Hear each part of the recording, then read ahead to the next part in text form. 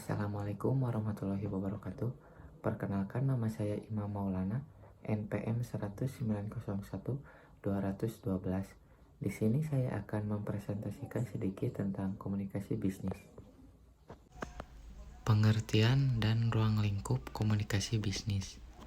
Pengertian bisnis: 1. Kegiatan sistem ekonomi yang diarahkan pada manajemen dan distribusi hasil industri dan jasa profesional yang mendatangkan keuntungan. Yang kedua, sesuatu hal yang berkaitan dengan pencapaian serangkaian tujuan yang sifatnya komersil. 3. Kegiatan dengan cara membayar orang yang secara bersama-sama memproduksi dan memasarkan barang atau jasa. Prinsip bisnis diantaranya: 1. Bisnis adalah suatu kegiatan yang dilakukan secara bersama-sama oleh kelompok orang dalam suatu organisasi tertentu. Yang kedua, bisnis adalah menyangkut adanya suatu tujuan yang ingin dicapai secara bersama-sama dalam suatu organisasi tertentu. Yang ketiga, bisnis adalah suatu upaya yang dilakukan untuk mencapai tujuan yang sifatnya komersil atau dilakukan untuk mendapatkan profit atau keuntungan bagi organisasi tertentu. Pengertian komunikasi diantaranya ada terminologically. B. Yang kedua, paradigmatically.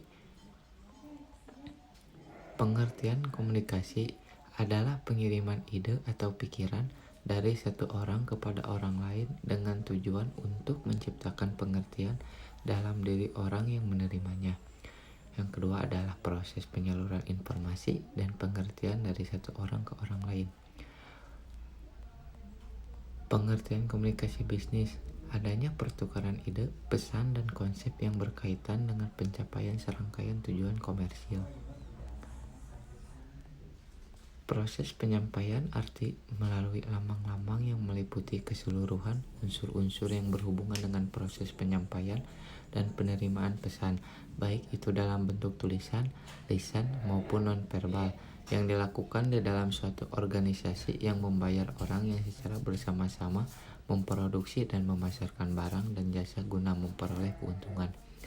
Komunikasi dalam organisasi bisnis ditujukan untuk menyelesaikan masalah dan membuat keputusan. Selanjutnya dikatakan bahwa pendapat tersebut tidak dapat dibantah karena semakin tinggi kedudukan seseorang dalam bisnis, dirinya akan semakin bergantung kepada keahlian seseorang dalam membuat keputusan dan memecahkan masalah untuk suatu keberhasilan.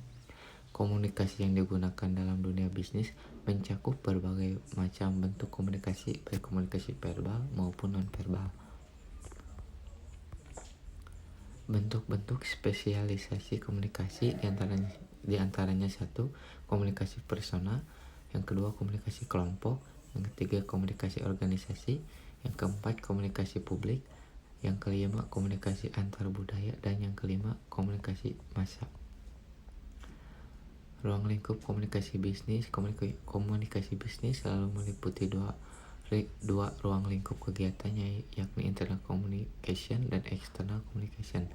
Internal communication adalah komunikasi yang terjadi di antara orang-orang yang berada di dalam suatu perusahaan, sedangkan external communication komunikasi yang terjadi antara organisasi di satu pihak dengan pihak-pihak yang berada di luar posisi. Mungkin hanya itu yang bisa saya sampaikan. Mohon maaf bila ada kesalahan. Wabillahi taufiq wal hidayah.